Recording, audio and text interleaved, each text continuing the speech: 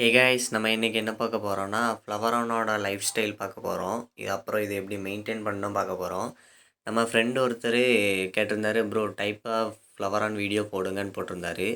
நான் அவர்கிட்ட type of ஃப்ளவரான் வந்து நிறைய இருக்குது, ஒரு 30க்கு மேலேயே எனக்கு தெரிஞ்சிருக்கு. அதனால் வீடியோ ரொம்ப லென்த்தாக போகணுன்னு அதை பற்றி ஒரு மெயின்டெனன்ஸ் பார்க்க போகிறோம். இது வந்து ப்ரீடிங் செட்டப் பண்ணியிருக்காங்க.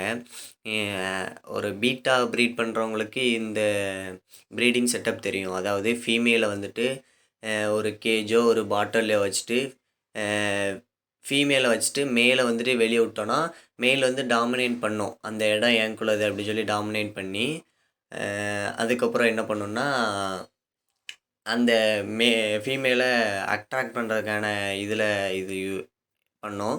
அட்ராக்ட் பண்ண பிறகு அப்புறம் ஒரு 1 ஆர் 2 டேஸ் கழித்து அதை ரிலீவ் பண்ணோடனே மேட்டிங் ஸ்டார்ட் ஆயிரும். அப்புறம் இது வந்து ஒரு ஃப்ரெண்ட்லியான ஃபிஷ்ஷு.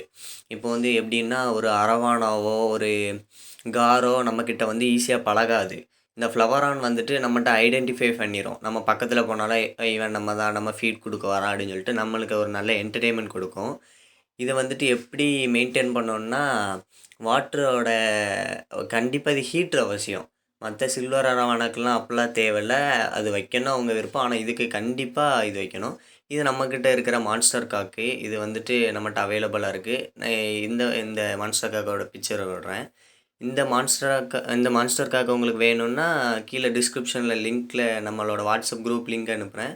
அதுலேயோ இல்லைனா என்னோடய ஃபோன் நம்பரோ கொடுக்கேன். கான்டாக்ட் பண்ணி உங்களுக்கு வேணும்னா இந்த ஃபிஷ் ஆர்டர் பண்ணிக்கோங்க. அதாவது இந்த ஃபிஷ்ஷுக்கு ஹீட்ரு கம்பல்சரி முக்கியம். அப்புறம் வாட்டரோட குவாலிட்டியை கரெக்டாக வச்சுருக்கணும். இது வந்துட்டு கொஞ்சம் சென்சிட்டிவ் தான். எப்படின்னா சின்னதில் கொஞ்சம் சென்சிட்டிவாக இருக்கும். நீங்கள் வாட்ரு அப்புறம் ப்ராப்பரான டயட் சிஸ்டம்லாம் கொடுத்தீங்கன்னா இது உங்கள்கிட்ட ரொம்ப வருஷம் இருக்கும். அதாவது இதோட லைஃப் ஸ்பேன் வந்துட்டு 12 இயர்ஸு அதுக்கு மேலே இருக்கும். அது நீங்கள் வளர்க்குறத பொறுத்து இருக்குது. அதுக்கப்புறம் எல்லோரும் ஃப்ளவரானை வந்துட்டு ஹாபிஸ்ட்லாம் வாங்க மாட்டாங்க, ஹாபியஸ்ட்டும் வாங்குவாங்க. ஆனால் மேக்ஸிமம் எல்லோரும் வீட்லேயும் வாங்குவாங்க. எப்படின்னா இதோட ஹம்பை வச்சு தான் வாங்குவாங்க. இதோட ஹம்ப்பு எவ்வளோத்துக்கு வளருதோ அவ்வளோத்துக்கு இதோட வேல்யூ இருக்கும். இதோட ஹம்பில் என்ன இருக்குன்னா ஃபுல்லாக ஃபேக்ட்டு. இது வந்து உங்கள் ஃப்ளவரானுக்கு ஒரு நார்மலாக இருந்தால் போதும். எக்ஸ்ட்ராவாக நீங்கள் ஏதோ கொடுத்து அப்படி நேச்சுரலாக வரதை விட்டுருங்க. ஏன்னா இது ஹம்ப் வந்துட்டு ஃபேக்ட்டு பார்த்தீங்களா, அதோட வெயிட் அதுக்கு தெரியும். நம்மளுக்கு பார்க்க நம்ம ஃப்ளவரானுக்கு இவ்வளோ பெரிய ஹம்ப் இருக்குடா அப்படின்னு சொல்லிட்டு உங்களுக்கு பார்க்க நல்லாயிருக்கும். ஆனால் அதுவும் ஒரு உயிர் தானே. அதுக்கு அவ்வளோ பெரிய மண்டையை கொடுத்துட்டு அதுக்கு வெயிட்டாக இருந்துச்சுன்னா அதோட லைஃப் ஸ்பேன் வந்து கம்மியாகும். ஏன்னா ஃபேக்ட் அதிகரிக்க மீனுக்கு இதுங்க. அப்புறம் இதோட வாட்ரு எப்படி வைக்கணும்னா 7.5 pHலேருந்து 8 pHல வச்சுருந்தா நல்லாயிருக்கும். நல்ல ப்ராப்பரான பிஹெச்பி அது.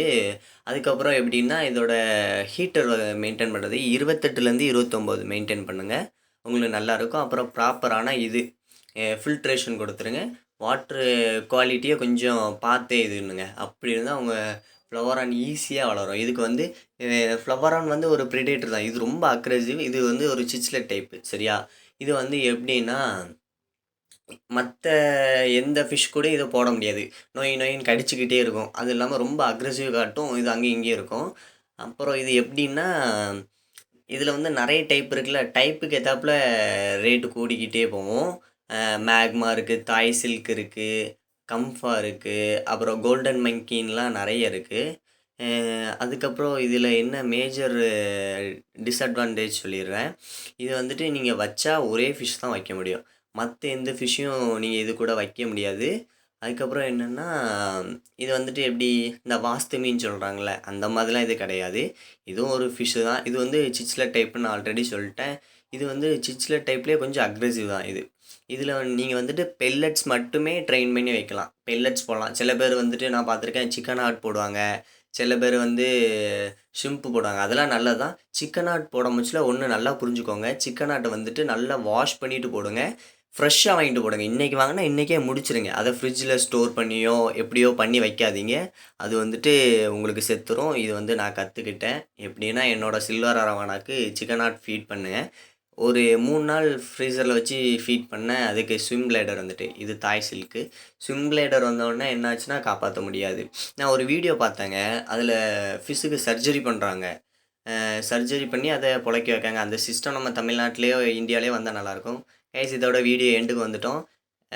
இன்னொரு நல்ல வீடியோவில் வந்து சந்தி தேங்க்யூ ஃபார் வாட்சிங்.